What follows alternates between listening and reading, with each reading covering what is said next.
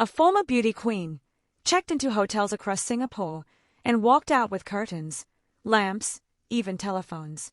And she did it while she was already on bail for the same thing. Here's what happened.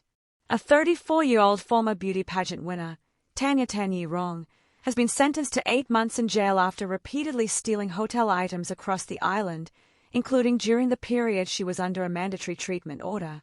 Tan is a former Miss Mermaid Singapore winner and also held the Miss Grand Taiwan title. On the 13th of January, she pleaded guilty to 4 theft charges and 1 charge under the Vandalism Act. In total, she faced 10 charges, with 5 taken into consideration during sentencing. According to reports, between November 2024 and February 2025, Tan checked into several hotels, then allegedly left with almost $4,000 worth of hotel property. Not small things, okay.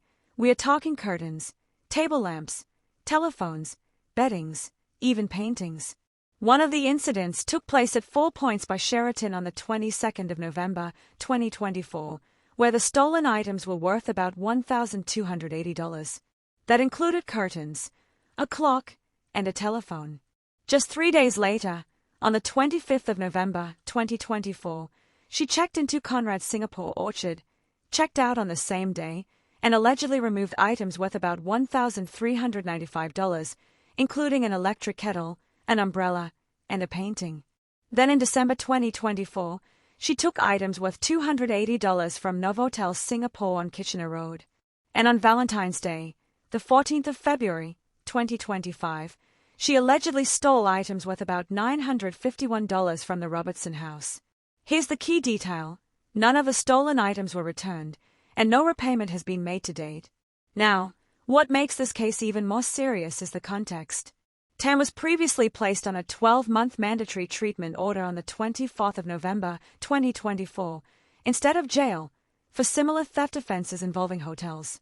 And while out on bail, she had a strict condition. She was not allowed to check into hotels at all.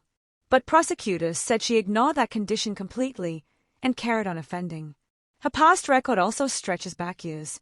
She had been arrested in 2020 for stealing items like restaurant cutlery, hospital documents, and even helmets from parking lots. In court, Tan reportedly claimed that she knew about her bail conditions, but couldn't control herself due to obsessive-compulsive disorder, also known as OCD. The Institute of Mental Health assessed her and found she suffers from OCD and hoarding disorder, and both conditions had relapsed at the time of these offenses. She told doctors she experienced intrusive thoughts and urges, and that she only felt relief after removing items from hotel rooms. But IMH also concluded something crucial. She was not of unsound mind at the time of the offenses, meaning she still understood what she was doing. IMH also assessed her risk of reoffending as moderate to high, and cited factors like her lack of stable employment. So the prosecution argued clearly she was not suitable for another treatment order. Their point was simple. She already received professional intervention, but she reoffended within a month. Her lawyer asked for leniency, saying her mental health conditions affected her impulse control and that the stolen items were not taken for profit. But in the end, the court agreed with prosecutors and sentenced her to 8 months in jail. Now here's a question for you. When someone keeps reoffending like this, even under treatment and bail conditions, should the justice system prioritize punishment or double down on rehabilitation? Drop your thoughts in the comments.